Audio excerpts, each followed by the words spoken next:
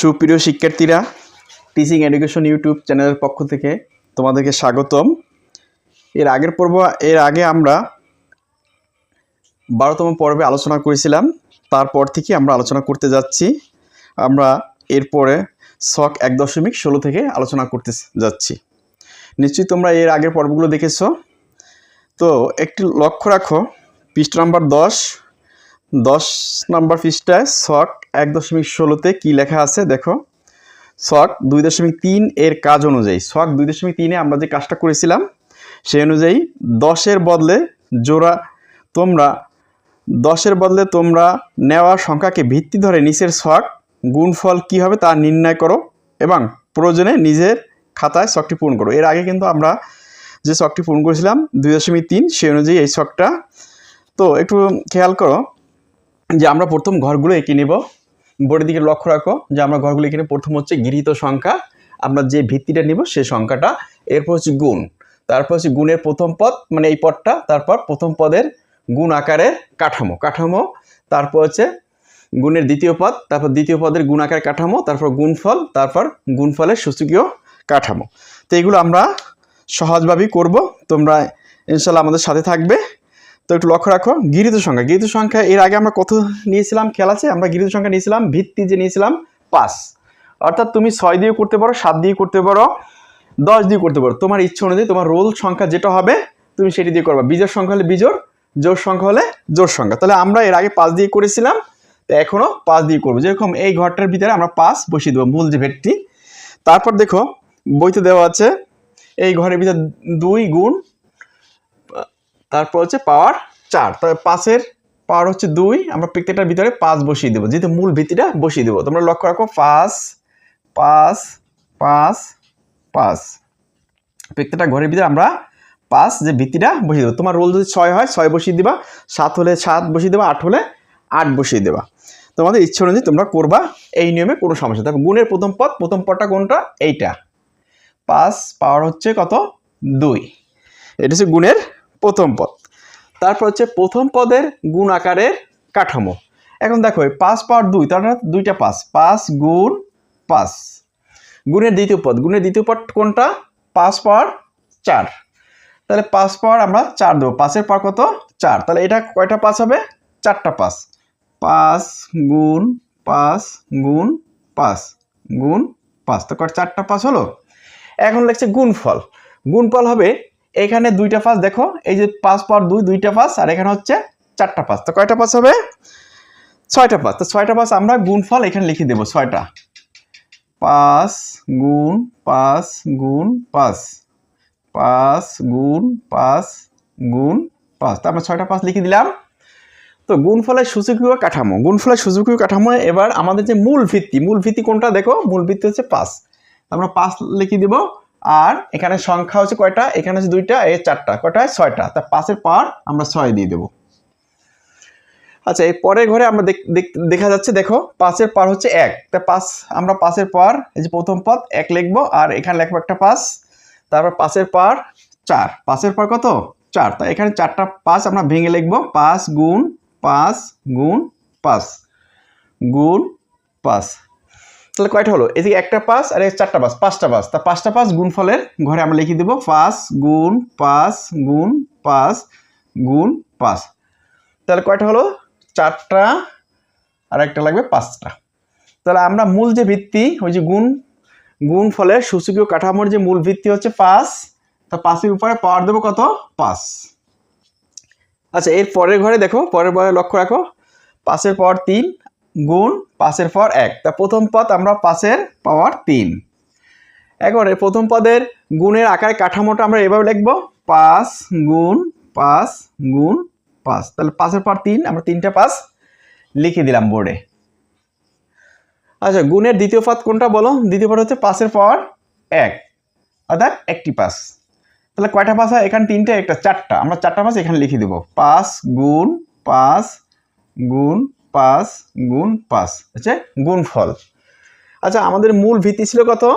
5, তাহলে 5-এর পাওয়ার হবে কত? 4, 5-এর পাওয়ার হবে কত? 4।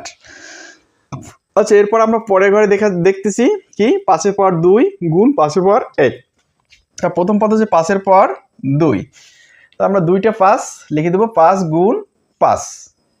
দ্বিতীয় পদ হচ্ছে 5 এর পর 1, এখানে একটি 5 লিখে দেব। তাহলে কয়টা 5? এই 2টা 5, একটা 5, 3টা 5। তো 3টা 5 আমরা গুণফলের ঘরে লিখে দেব 5 গুণ 5 গুণ 5, তা হলো 3টা 5। এখন দেখো মূল যে ভিত্তি যে গুণফলের সূচকীয় কাঠামো 5 এর পাওয়ার হবে কত? 3। আচ্ছা, এর পরে ঘরে একটু লক্ষ্য রাখো, পরের ঘরে দেখছে 5 এর পাওয়ার 3 গুণ 5 এর পাওয়ার 3। গুণের প্রথম পদে কত? 5 এর পাওয়ার 3। এখন আমরা 5 এর পাওয়ার 3, 3টে 5 আমরা বোর্ডে লিখে দেব। প্রথম পদের গুণের আকারে কাঠামোটা আমরা লিখে দেবো 5 গুণ 5 গুণ 5। এখন গুণের দ্বিতীয় পদটা কোথায় একটু লক্ষ্য রাখো, দ্বিতীয় পদ হচ্ছে 5 এর পাওয়ার 3, 5 এর পাওয়ার কত? 3। তাহলে আমরা দ্বিতীয় পদের গুণের আকারে কাঠামোর জায়গায় 3টে 5 লিখে দেবো 5 গুণ 5 গুণ 5। তাহলে এখন একটু লক্ষ্য রাখো, এখানে 3টে 5, এখানে 3টে 5, কয়টা 5 হয়? 6টা 5। তো 6টা 5 আমরা এখানে লিখে দেবো 5 গুণ 5 গুণ 5 গুণ 5 গুণ 5 গুণ 5। এখানে হচ্ছে গুণফলের জায়গায় আমরা লিখে দেব। এখন আমাদের যে মূল ভিত্তি সূচকীয় গুণফলের সূচকীয় কাঠামোর যে মূল ভিত্তি কত? 5। তা 5 এর পাওয়ার হবে কত বলো? এটা এখানে 3টে 5, এখানে 3টে 5, 6টা 5। তার 5 এর পাওয়ার হবে 6। তো আমরা মোটামুটি এটা বুঝতে পারলাম নাকি?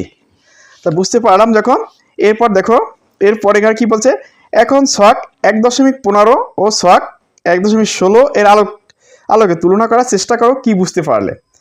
এখন ছক 1.15 এবং ছক 1.16 এর আলোকে তুলনা করার চেষ্টা করে বুঝতে পারলো। এখন ছক আমরা কত 1.15 এবং 16 এর কাজ করব।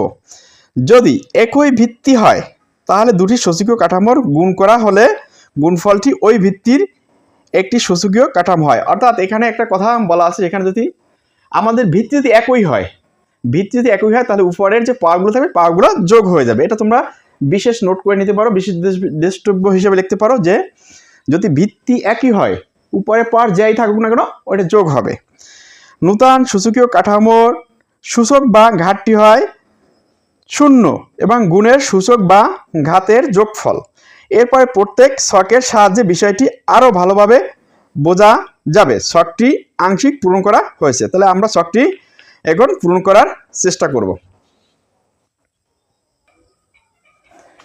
তো শিক্ষার্থীরা তোমরা একটু লক্ষ্য রেখো, এখানে ছক 1.15 হতে প্রাপ্ত তথ্য আর ছক 1.16 হতে প্রাপ্ত তথ্য, এখানে দুইটি ছক আছে। তাহলে একটি ছক হচ্ছে এই আমরা আটকে দিলাম 1.15 আর ছক 1.16। তো আমরা প্রথম ছক 1.15টা করবো, এইটা পরে করব। তাহলে দেখো প্রথম হচ্ছে কর্মিক সংখ্যা 1 2 3 4 5 6 আমরা দিয়ে দিলাম। তারপর হচ্ছে গুণ, দেখো বইতে আছে কি 10 পাওয়ার 2 গুণ 10 পাওয়ার 4, 10 পাওয়ার 2 গুণ 10 পাওয়ার 4 বইতে আছে, বইতে লক্ষ্য রেখো। এখন গুণ করার ধাপ কিরকম দেখো, এখন এই যে মূল যে আমাদের যে ভিত্তি সেটা হচ্ছে 10।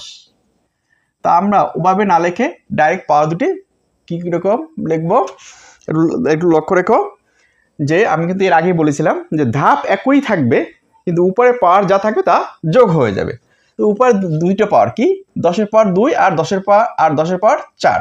তাহলে আমরা 2 যোগ 4 দিয়ে দিলাম। হ্যাঁ, তারপর হচ্ছে কি গুণফল। তো গুণফল একটু দেখো যে আমাদের মূল যে ভিত্তিটা কি বলো, মূল ভিত্তিটা হচ্ছে 10। তাহলে 4 এর 2 কত হয় 6, উপরে যে পাওয়ারটা যোগ করবো 4 এর 2 কত হবে 6, 10 এর পাওয়ার হবে 6। তো এটা বুঝতে আরো অসুবিধা হলো না? আমরা সবাই বুঝতে পারছি নিশ্চয়ই। আচ্ছা, পরের দেখো কর্মিটাং 2তে দেখো 2তে কি দিয়েছে, বইতে লক্ষ্য রাখো 10 এর পাওয়ার 3 গুণ 10 এর পাওয়ার 3, 10 এর পাওয়ার 3 গুণ 10 এর পাওয়ার 3। তাহলে গুণাকার ধাপটা আবার লিখি, আমরা মূল ভিত্তি লিখবো 10, তারপর হচ্ছে পাওয়ার যোগ করব 3 যোগ 3। তাহলে এখন গুণফল কি হবে, গুণফল মূল যে ভিত্তি সেটা আসবে আর 3 আর 3 6। তো 10 এর পাওয়ার হবে কত 6। আচ্ছা, আমরা এটা পেলাম। দ্বিতীয় ঘরে একটু দেখো, দ্বিতীয় ঘর হচ্ছে পাওয়ার 10 এর পাওয়ার হচ্ছে 4 গুণ 10-এর পাওয়ার 1, 10-এর পাওয়ার 4 গুণ 10-এর পাওয়ার হবে 1।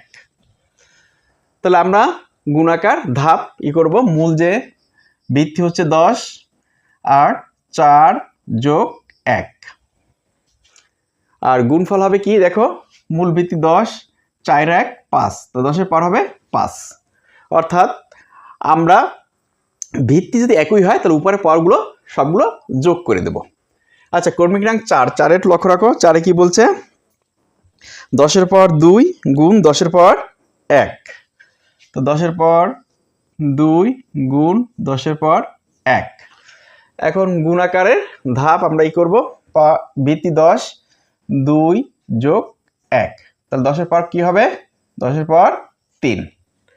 আচ্ছা, কর্মিক রাং 5 একটু দেখো, 10-এর পাওয়ার 1 গুণ 10-এর পাওয়ার কত, 10-এর পাওয়ার 1 গুণ 10-এর পাওয়ার 3। কর্মিক রাং কত, কর্মিক রাং 5-এ দাও 10-এর পাওয়ার 2 আর 10-এর গুণ 10-এর পাওয়ার 1, আচ্ছা পাইলাম। তারপর 10-এর পাওয়ার 1 গুণ 10-এর পাওয়ার,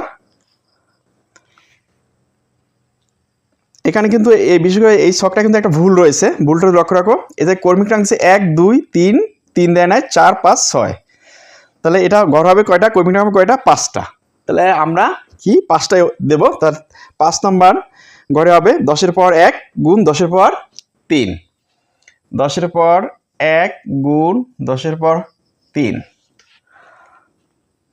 তাহলে আমরা এটা কি করব, যোগ করব। দেখো মূল ধাপটা হচ্ছে 10 1 যোগ 3, তাহলে মূল ভিত্তি কত হবে, 10 আর 3 এর 1 4, এইটা হবে ছক 1.15-এর উত্তর। আচ্ছা, আমরা ছক 1.16 হতে প্রাপ্ত তথ্য আমরা চলে যাব, এর পরেরটা করব। দেখো পরেরটা বইতে দেওয়া আছে, বইতে দেওয়া আছে কি,